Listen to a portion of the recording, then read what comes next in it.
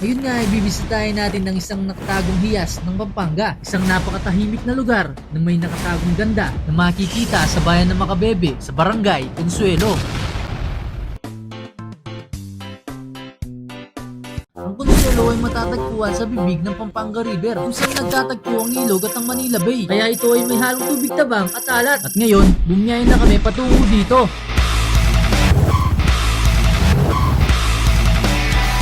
Dito nga sa bayan ng Masantol ay puro baha na nga ang nadaanan namin. At kumain muna kami ng mga kalamares dito.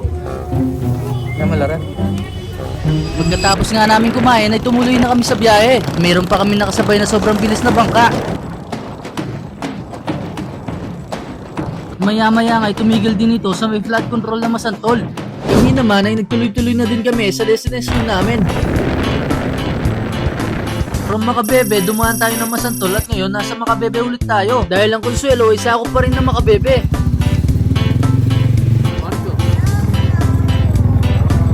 Aten?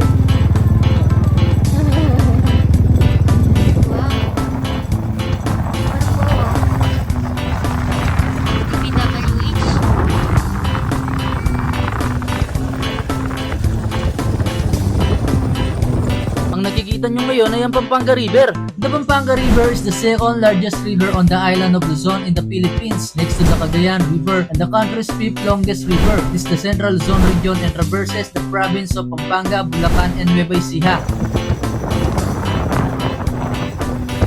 Dumiretso lang kami hanggang makarating na kami dito at hindi namin inaasahan ganito ang madadatnan namin.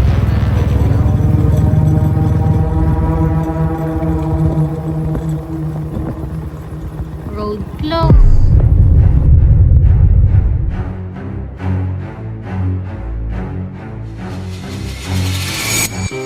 Kung mapapansin ninyo, mukhang may ginagawang renovation dito. Base sa itsura, posibleng ito ay nasira o gumuho dati. Alam naman natin na madalas bahiin ang lugar na to at minsan talagang lumalambot ang lupa sa gilid ng kalsada. Kapag tuloy-tuloy ang ulan o may bagyong dumaan, posibleng nagkakalandslide o bumigay ang bahagi ng daan. Sa ngayon mukhang naglalagay sila ng konkreto sa gilid ng kalsada para hindi na muling gumuho. Gandang akbang ito lalo na kung ito ay bahagi ng road safety project ng LGU o ng DPWH. Sana ay tuloy-tuloy ang ganitong improvement lalo sa mga delikadong bahagi ng kalsada. Pero kahit ganun pa man ay meron pa rin naliligo dito kahit hindi naman advisable na mag-swimming.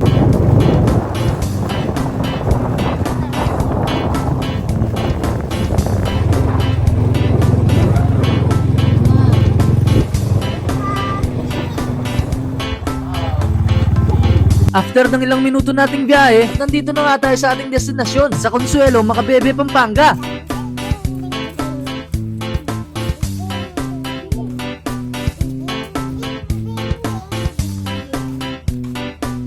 Ito ang Municipal Annex Building dito.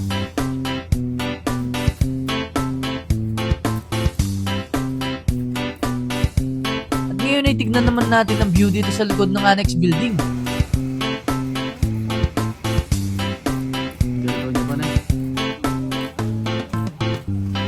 At ito ang view ng Manila Bay dito sa Makabebe.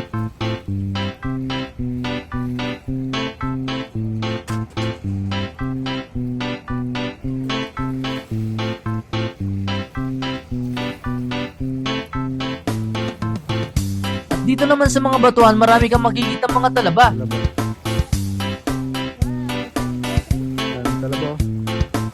Meron din makikitang malawak na bakawan o mangroves na nagsisilbing panangga laban sa erosion o pagguho ng lupa. Tumutulong din sa pagpapanatili ng kalidad ng tubig. Tuwing Nobyembre hanggang Enero, may mga migratory birds na dumadayo dito. Meron din mga CR dito.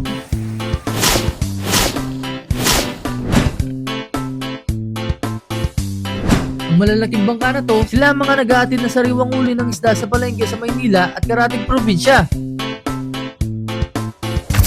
At ito naman ang view dito sa taas ng Annex Building.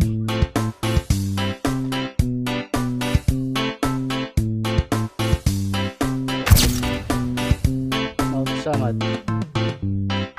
Yun. Mount Samad. Tapos Bulacan. Bulacan din kayo. Dito naman bandang Manila at Cavite. Matatanaw din dito ang koridor. Sa kabila naman ay ang Maribeles Bataan.